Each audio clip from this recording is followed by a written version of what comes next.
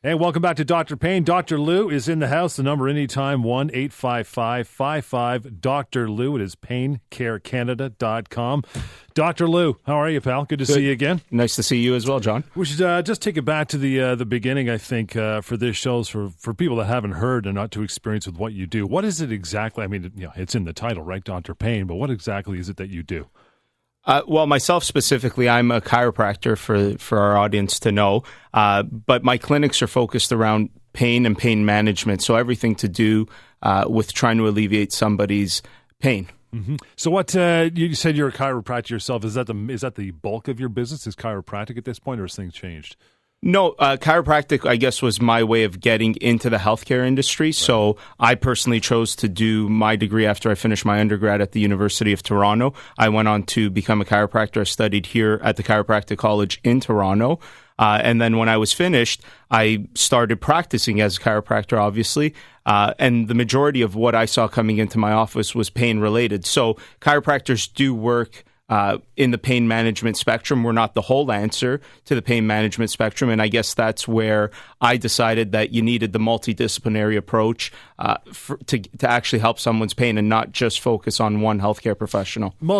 Talk about that for a minute. What other than chiropractic do you offer, or should people be aware of if they're in pain? Right. Pain is so diverse, and it really comes down to what's the root cause of somebody's pain. There are times when even things like psychology might play a component in pain management, because your disposition affects how your brain will interpret pain. Things like physiotherapy play a role, chiropractic plays a role, massage therapy, surgery at times can also play a role. Oftentimes, the surgery, the medication should never be the first line of defense against what you're suffering from, but in some cases, it is needed. People specializing in bracing, any assistive devices, all of these things that we have in healthcare help towards pain management. 1-855-55-Dr. Lou is the number to get a hold of Dr. Lou at the clinic anytime. You can go to paincarecanada.com is the website. There's more contact there. So how would things, how long have you been doing this? How long have you been working in a clinic professionally? I've been working in a clinic professionally for 4 years now, going on to my 5th year, and I have 8 years of education leading up to this point in healthcare. So have you seen things change since you started this, the way pain's treated or the way people are coming in? Like, is there more sports injury now? Is it more car accident related? What do you think? Yeah, I would say that in my time since getting into school, I do think things have changed. I think the world is definitely progressing towards people understanding that their pain isn't just a medication that's going to fix everything. And I think people are moving towards understanding that multifaceted or multidisciplinary approach that's needed and involving multiple healthcare professionals to get their pain better. It's funny you mention that, because for years, the first thing people would do before they sought, a multi-pronged approach to pain management would be to reach for a bottle of pills. That's what everybody knows, right? What do you think about that? Yeah, and most people, I think, are guilty of that. I was guilty of that at one point, too, where it's the easiest thing, and we're creatures of making our lives easier, and so it is easy to just reach for a pill. But one of the things that we've started to notice with a lot of what we've seen go on in the world is that prescription medication for pain has led to a lot of deaths and oftentimes doesn't actually solve the problem. Now, I'm not suggesting that it doesn't play a role. It does play a role, but it needs to be monitored and used along other types of interventions in order to truly help that person's pain. I always find there's not just two types of pain and injury. Obviously, there's probably millions, but I've always kind of myself, because I'm a lower back pain sufferer, and this is for me. I don't know, we'll talk about this, I guess, later on the show or another show and other shows, I don't know if it's height related, but I always find there's people that have no pain until they're injured. Then there's those of us who somehow, when we shot out of the gate, it reared its ugly head sometime in childhood, and you've been suffering from this ever since. Yeah, a lot of that comes down to genetics could be a factor. If you have some type of arthritis in your family that's genetic, it may rear its head at a certain time. When it comes to healthcare and diseases, a lot of diseases are more prevalent at certain ages.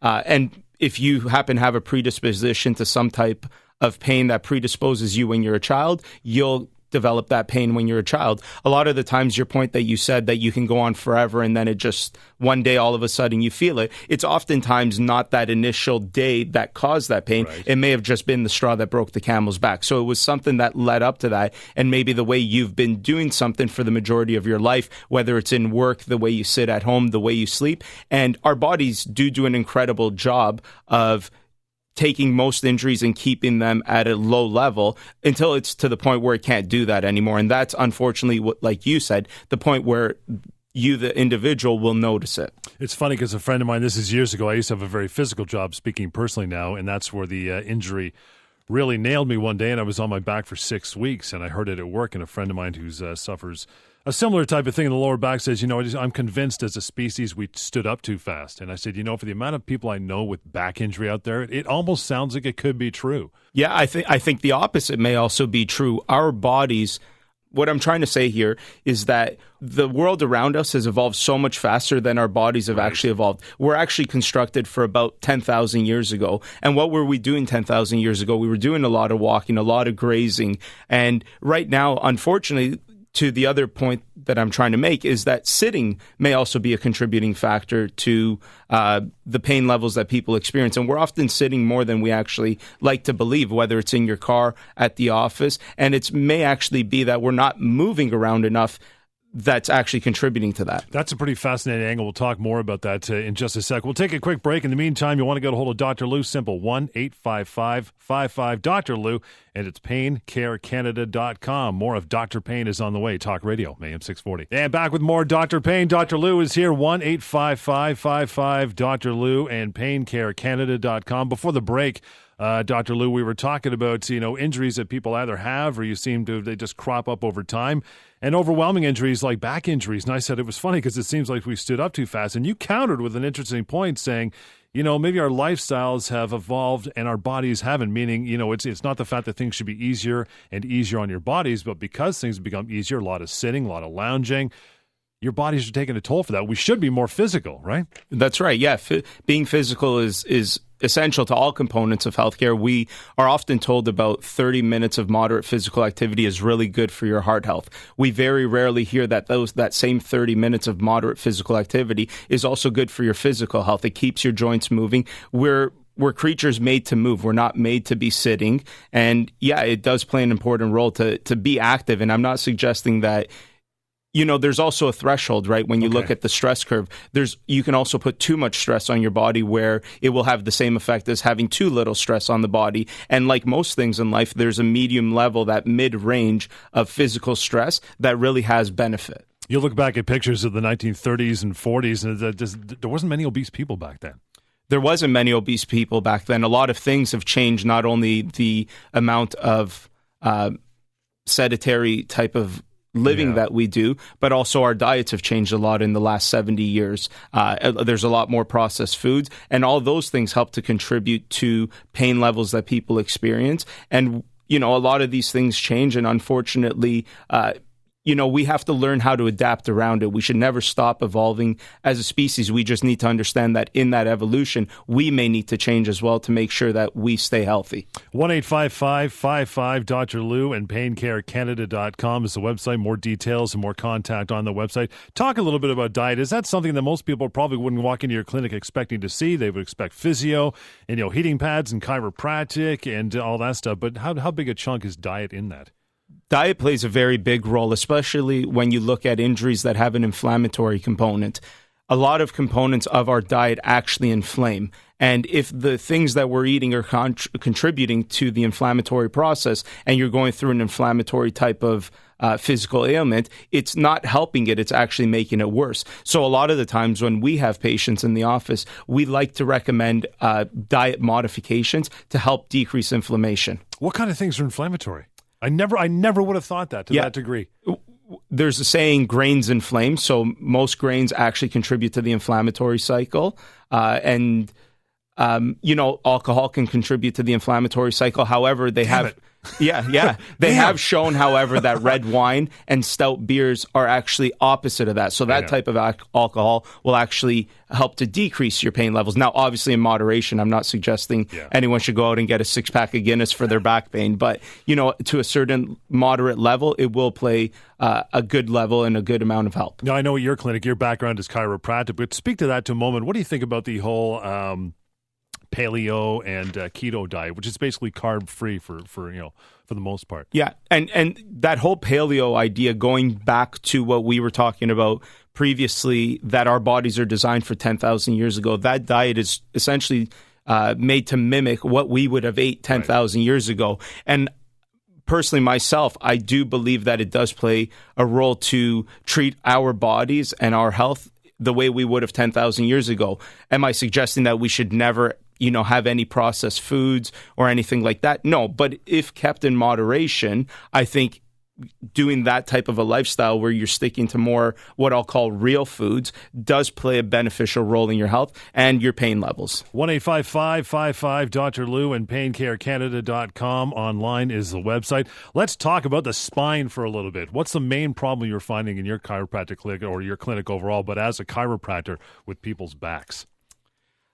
I would say the main problem with the spine comes down to what we have termed, it's a non-specific term, but we've termed it mechanical low back pain or mechanical neck pain.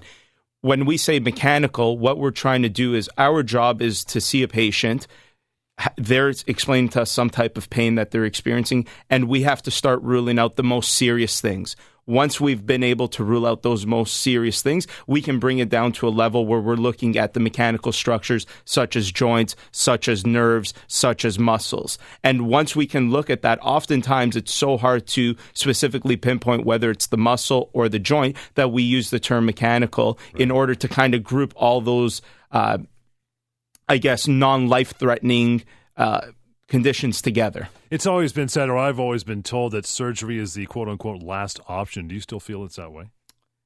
It depends on the injury, and this goes back to the assessment. There are some cases where, for example, if you blow a disc and there's impingement on the nerve and you have an antalgic posture, you can't move, then unfortunately your best option is going to be surgery. I think what it really comes down to is being able to have someone assess you appropriately, get multiple opinions on what's your best option, what's your best second option, third option, and hopefully the first few will work where you don't have to resort to things that are more invasive. Dr. Lou is here. Lots more of the Dr. Payne Show coming up. We'll take a short break. We'll talk about the back and lots more on the show in the next little while. We got a remainder of the hour to do so. 1-855-55 Dr. Lou and PainCareCanada.com. This is Dr. Payne on Talk Radio, AM 640. More of Dr. Payne. To get a hold of Dr. Lou on the show, 1-855-55 Dr. Lou and PainCareCanada.com. Let's talk about some myths about pain and getting help with pain that you have through your clinic. You can probably just rip them off the top of your head, I would imagine, at this point. Give me one.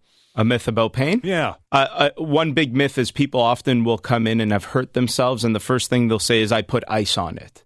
And that may not necessarily be the best approach depending on what the injury is. Sometimes no type of therapy, like whether it's ice or heat, is going to help. Sometimes heat is going to be better, and sometimes ice is going to be better. For whatever reason, people tend to assume that in the initial point of injury, they should be using ice. To reduce swelling. Yeah. And it may not be. Just because you're feeling pain doesn't necessarily mean that there's a swelling component going on. Right. And so that's the point where being able to assess it properly, because you may actually be doing damage by putting ice on something that doesn't have swelling. The example would be is if you hurt a muscle, you strained it.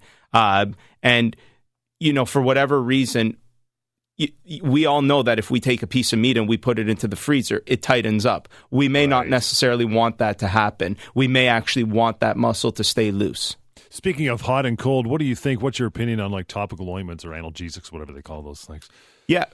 Again, and this goes back to the multifaceted approach. I do think everything plays a role. A lot of them come down to personal preference, comes down to allergies. So if you're allergic to some type of an ingredient in one, then another may be beneficial. I think it definitely plays a role in keeping your pain levels at bay and maybe helping to soothe what you're feeling, but is not going to play a type of healing perspective. So in healthcare and what specifically we deal with, we look at things that are pain modalities and things that are healing modalities. And what that means is things that are pain modalities are things used to keep your pain levels subsided so that you can go on day to day, versus healing modalities are things that are actually going to get to the root cause and start to eliminate the problem. Those things are that separate, are they? They can be, yeah, they are that separate, yeah. Wow. We're talking about the myths when it comes to pain and getting over pain. 1-855-55-Dr. Lou and PainCareCanada.com. Give me another myth people often come in there thinking of, talking about. Well, what's a myth that you think, John, just off the top of your head? Like I said off the top of the show, that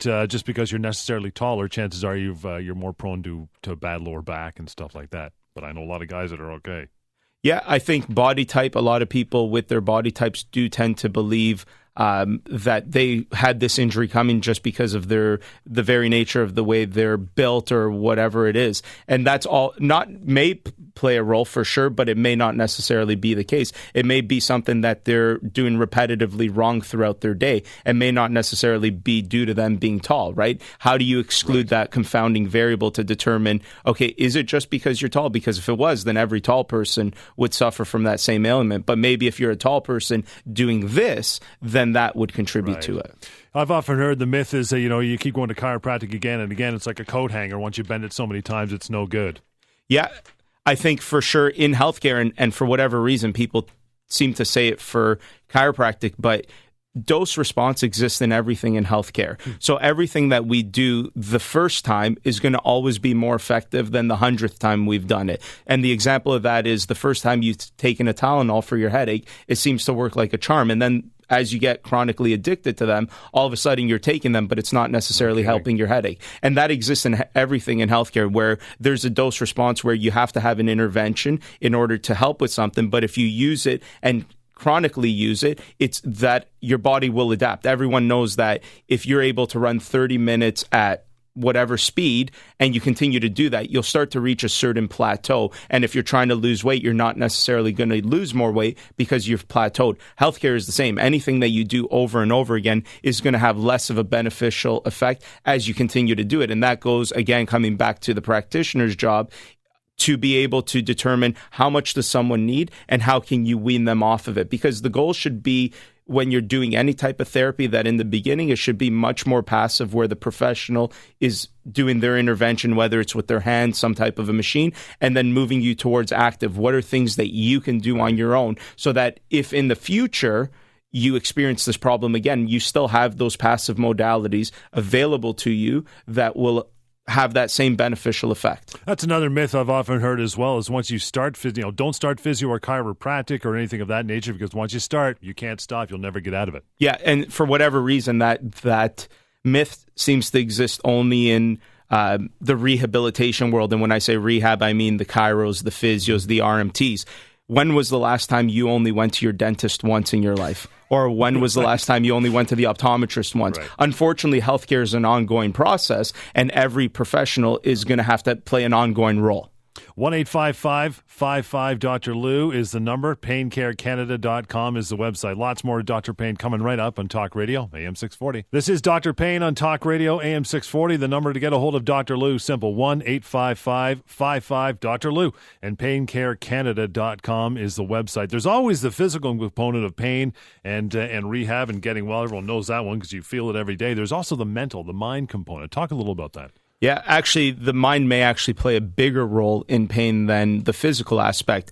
When you actually look down at the anatomical structure of the body, there's no such thing as a pain receptor in our body. What we have is what's called a nociceptive receptor, which is a Latin term to just basically mean an uncomfortable stimulus. So the example is that if you have a flame on your arm, your body, that nociceptor, is only picking up that information and has to send it to the brain. The brain then will perceive a danger in order to make your body react. And so that's constantly what happens with pain. In healthcare, we often talk about learned pain. The same way that you keep sending a signal back from one part of your body to your mind, it starts to develop a pathway that seems to be natural. And we all know that because once you've learned how to ride a bike once, you never have to learn again. You've created this neural pathway that just makes it easy for you to step back onto a bike. And it's the same thing with pain. The unfortunate part is that if you undergo a certain stimulus for too long, you start to create a neural pathway to develop that pain and feel that pain. And that's what chronic pain is. So pain receptor, quote unquote, is a myth.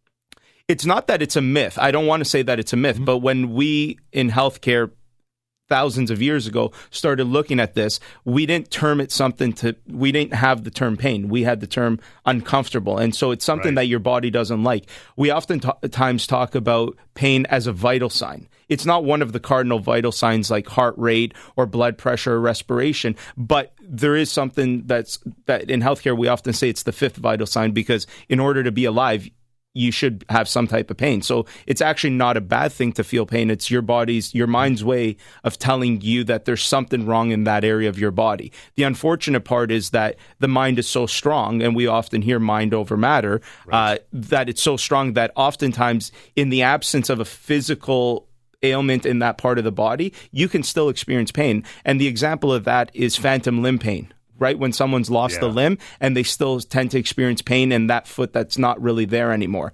It may not be there physically on their body, but that foot still exists in their mind. That has got to be a huge part of your practices. Can you get through that? Can you rearrange those, as you call them, neural pathways?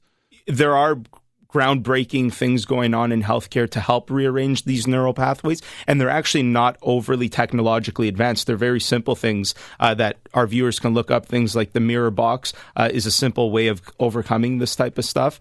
Describe that. What is that? The mirror box? Yeah. The mirror box in that example of the phantom limb missing. You can trick your brain by showing your brain that a limb is there. So if it's your right limb missing, so let's say your right lower leg, you could put the mirror box up so that it's the reflection of your leg, and it looks like it's your left leg to your brain. And let's say you feel a cramp there, you could start moving your right foot, but look in the mirror so that the brain perceives it's the left foot, and it tricks your brain. That's bizarre. Yeah. It's funny. I don't know if you're familiar with this book, and it's been out. I know it's been out for years. You probably are with your practice, but a guy named Dr. Sarno came out with this book about most of lower back pain, saying that it's exactly that. It's learned pain. It might not be a physical attribute that's causing your pain. So much of it's up here, and that's what you've got to beat in reference to lower back. That's right. And the reality is oftentimes the chronic pain issues start with some type of a physical manifestation, but then over time that physical manifestation actually gets better, but the mental component of it doesn't. And that's going back again to the multifaceted approach of healthcare, where you need to understand what's playing a role in this person's pain. And oftentimes it's hard for people to hear that their psychology plays a role in their pain, because oftentimes people think that means they're crazy. Right. And there's that type of myth, going back to our conversation of myths. It doesn't mean that you're crazy. The reality is that your brain is very powerful. It's a processing system. It processes everything you do. And so sometimes you need to be able to trick your brain. There's also, once you focus on something too much, they talk about 10,000 hours of practice makes you a professional in something, even though that was only tailored originally towards piano. But if you focus on pain all the time, and you've done that for years, you now kind of become a professional in feeling pain, right? Because you're focused on it. It's amazing, since I'd say, and this is probably fairly common, you can speak to this, 20 years, I'd say, the way that, physio and clinics like yours have improved so much from 20 years ago. I remember when I first started going to chiro when my back was bad, I'd be like, where are you going? I got to go see Captain Crunch and get get an adjustment, right? That was always a joke, but it's come so far. So why do you think people still are resistant to go get treatment? I think it really comes down to getting treatment is hard work. Oftentimes, the way we've progressed so far with our treatments, we put a lot of the onus back on the individual, whether it's the active exercises that they have to do or the active positive thinking that they have to do, the cognitive behavior therapy. It's not really that, 2 or 3 times in the office that week that's time consuming. It's the rest of what they have to do every other day that they're not there. Right. I tell my patients all the time, you could come see me every single day for 1 hour.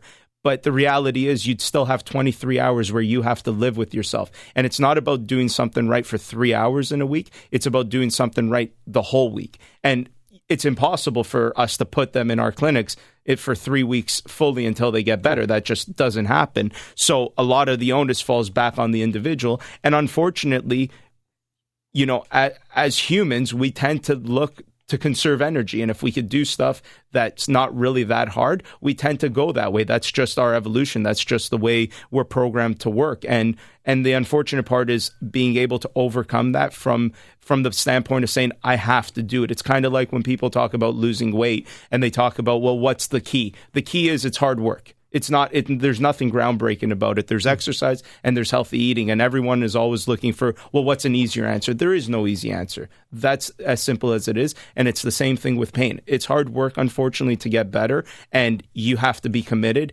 you as the individual, and it can't just be the professional doing it for you. 1-855-55 Lou and PainCareCanada.com online. There you go. Lots more of Dr. Payne coming up right here, Talk Radio, AM 640. Dr. Payne on Talk Radio, AM 640. You want to get a hold, it's 1-855-55 Lou and PainCareCanada.com. So, we were talking before the break that you simply, it's like anything else. It's like being successful in business. It's homework. You got to do your homework when you're outside the clinic. You got to grin and bear it and just, muck in and you'll get better. Chances are you'll get better. So what do you think about people that come and say, you know what, it's been 25 years. This is the way I am. I packed on another 25 pounds. I just 3 cups of coffee, a couple of Tylenol. I got to live with it. Yeah, I got to live with it. It's a big quote, right? Yeah, that's right. Yeah, I think, and that goes back to, it's that person's mental disposition. A lot of why they feel what they feel is because of that type of attitude where they've just given up. I don't think that you should ever have to give up, because at the end of the day, we often talk about the quantity of our lives, where we'll talk about, people are now living to 80 years old. We don't really talk about the quality of life. And pain is one of those things that doesn't necessarily affect the quantity of your life, because you can live so long with it, but it definitely has an impact on the quality of your life. There you go. And this isn't a dress rehearsal. It's not like we're going to come back to life again, right? So why would you not want to do things to better the quality of life? And I think that's the next step in healthcare, is that we're going to move away from just talking about how long we can live to how well can we live in the years that we're here. And I think that's a big topic of discussion that the healthcare world needs to have, is how do we get people living a better quality of life in the years that we're here? Yeah. And I think a lot of our viewers may even agree that if someone said to them, you could live 100 years miserably or live the best 50 years, probably a lot of people would choose 50 years that are happy. Yeah. And being in pain doesn't necessarily contribute to happiness. It often makes people feel worse, obviously. And I see these people all the time in my offices. They're just not happy. Everything in their lives has gone wrong. And a lot of it spirals out of control because of the pain that they're going through, because maybe their spouse doesn't understand what they're going through and maybe thinks that they're just faking. And then their marriage falls apart, and then their kids hate them. So it's such a spiraling effect that you can have, that you really have to be willing to say, I need to make that difference in my own life, no matter, and especially if you've been trying for so long. I think it really comes down to find the people that are good at what they do and get them to help you, because there's a lot of good people out there. The unfortunate part is there's a lot of bad professionals too. And oftentimes you see the one bad professional and you've given up. Yeah. That's not the end of it. And with healthcare, we seem to think that we should give up. If you saw a bad mechanic, you wouldn't say, well, I'm never getting my car fixed again. You would just look for a better right. mechanic. Yeah, right.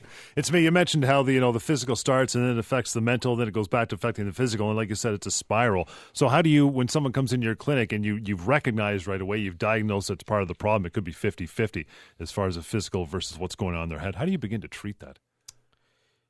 I think in the beginning, you want to stay away from talking about the mental component, right? Because people are very apprehensive. There's still that stigma around mental health. There shouldn't be, but there is. And so a lot of the times it may not be the best approach to right away tell them that there's a mental component. The beauty of what we do in the rehab world is we often have to see our patients much more than, say, a family doctor would, where a family doctor may see you once a year for your physical exam, and that's really it. When a patient's undergoing treatment in the rehab world, they may be coming in a few times a week for a few weeks. You get to know people over that period of time, and I think those conversations are easier to have with that person as you get to know them, and you can almost put it in a manner where you're becoming friendly with them. You're letting them understand that there's more to what's going on. And so I think those conversations, it's important to take note right away and then to introduce that concept slowly over time, because the reality is you can't do justice in 5 minutes trying to explain the mental component of pain. You need to take a good chunk of time. There's books and courses that just focus on this. You can't do it justice with just one treatment and 1 5-minute conversation. 1-855-55 Dr. Lou and PainCareCanada.com. Let's talk a little bit about the physical again. Now that is you probably deal with this in your clinic as well, and you probably have to dance around the topic very gingerly, but people with excess weight, I mean, that's a huge component. You mentioned about things 80 years ago, how people just weren't as heavy as they are now. A lot of it's diet, a lot of it's sedentary lifestyle. So how do you deal with that in your clinic? Yeah, that's the exact same thing as we were talking about the mental component. It may not necessarily want to be the one thing you want to introduce right away, but you'd be surprised to know that oftentimes when people do come in and they know that they're obese, they're the ones that tell you, oh, I have this and it's likely because I'm obese. And so really they seem to understand that that is a contributing factor to their pain. And I guess our job really becomes encouraging them to make a change on that. Because, again, there's going to be no justice done if someone comes in with low back pain and they're 50 pounds overweight, and all we tell them is, okay, well, we're going to put, some laser on you and some heat, and then we're going to do some release therapy with you, and then that's it. You're not doing justice to getting to the root cause of the problem. That may play a role. Those modalities may play a role. But then it's also talking to that patient about, well, you may need to lose some weight, or this is going to be an ongoing issue. And with back pain, as an example, the research shows that once you've experienced back pain once in your life, I think the number is something like 80% likely to experience it again within a year. And then that number continues to go up as your life goes up. And over time, they tend to become more debilitating each time you have that insult of that back pain. So, it's a conversation to be had with these patients who are overweight, that if they would, again, going back to the quality of their lives, if they want to make a lot of things better,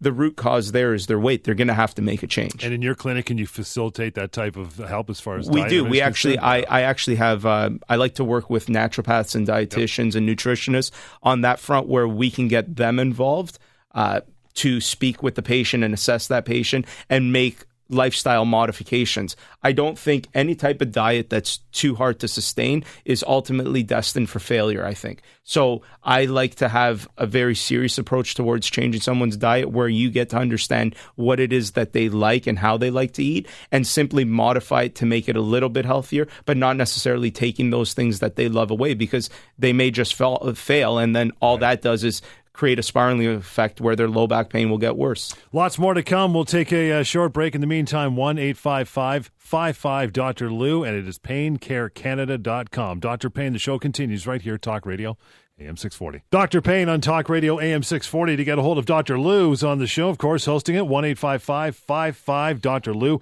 and PainCareCanada.com. We're going to be doing a lot of these shows over the next, hopefully, few years. We're going to be covering all sorts of topics, from chiropractic to pain relief to diet to the mental component. But let's talk a little bit about, what things you want to achieve in the next little while, so people can, when they come back next week and give us a call live on the air, we can deal with them. Yeah. One of the biggest things in research that seems to play a really beneficial role in pain management that often comes up no matter what intervention we put there is we always look at education and empowerment. So letting someone understand a little bit often makes them feel better, because just being able to understand is, oh, okay, I get it. It's the same with anything, right? Like if you're having a problem with your computer and a professional makes you understand something, you now know how to solve that problem. So it's a very long process of really trying to understand this well. Like, I mean, I'm here and I have a decade of education in this field, and all that education is made up of, hundreds of years of research that's been piled into my brain. So it's a lot of stuff for the average person to understand, and I don't think that one time does it justice. I think this is something that needs to be repetitive, and I think the education on healthcare and specifically pain management needs to be better, and that stuff is never done in a short period of time. It takes a lot of time to achieve those goals. Is there any good reading in the meantime between shows that people can do? I mean, everyone goes to, Google University, and there's a lot of misinformation out there. Yeah. Right. One of my favorite books when it comes to healthcare and the toughest things to help in healthcare is a book by Norman Doidge called The Brain That Changed Itself. And what Norman Doidge did is he's a physician, a psychiatrist, I believe, actually, who took a lot of groundbreaking research in a lot of different areas of healthcare and put it into a concise book that the public can read and have a little bit of understanding. And there's one section on just pain. One chapter is dedicated to pain. And I believe the researcher's name from UCLA that chapter is based out of is Ramchandran, I believe is the name. Then there's a component on OCD from Jeffrey Schwartz and et cetera. But it's a great read for the average person to really start to understand how encompassing healthcare is, and that it doesn't just come down to one simple thing, and that so many things play a role, whether it's the physical aspect, the mental aspect, the social aspect is another huge factor that plays a role in. How do you mean? More people in a lower socioeconomic bracket will be more prone to injuries than rich people, right? Because when you have money, it predisposes you to getting better care when you need it earlier. People who are in higher socioeconomic brackets tend to have disposable income that if they feel something, they may go for a relaxing massage, versus someone in a lower socioeconomic bracket doesn't necessarily have that availability to do that because, they're working 2 jobs and they don't have the time. It may not just be a matter of money that they don't have the money to pay for the care. It may also be the fact they just don't have the time. The foods that they're eating, right, going back to diet and how that contributes, things that are mass produced are obviously not going to be as good for your health as the things that are not mass produced. And if you're in a higher socioeconomic bracket, you tend to be able to afford those things. Also, when I talk about the sociology of it, it's also relationships. Some people are in horrible relationships. That has an amazing effect. It has an amazing effect, yeah. I always tell people that if you were experiencing low back pain and someone called you and told you won the lottery, you'd probably feel instantly better because it would just be such an overwhelming neurological effect on your body of happiness that it would just probably disappear. So until your ex takes half and then the back pain's back. That's right. Yeah. That's right. CRA comes in and then all of a sudden now your neck started hurting too. That's right. So moving forward, what do you suggest people that are listening to the show and going to return with us next week? What do you suggest they do in the short term before they come see you? Obviously. Yeah, I would say educate yourselves on good research. And what I mean by that is, like you said, Dr. Google may not be the best thing. Make sure that you're using credible sites, right? Like if you're typing something in on Google and you're just going to some random site that you've never heard of, no credibility, probably not the best idea, versus something like a Mayo Clinic is probably very credible. And so I think those are the things that they can do. I think that I would love for everyone to continue listening because there's a whole lot that we're going to go through here. And I think that education component is going to play a massive role in really trying to change the perception of healthcare and how the public can make the change themselves just by having the understanding. Does age always have an impact on people's availability or ability anyway to get better?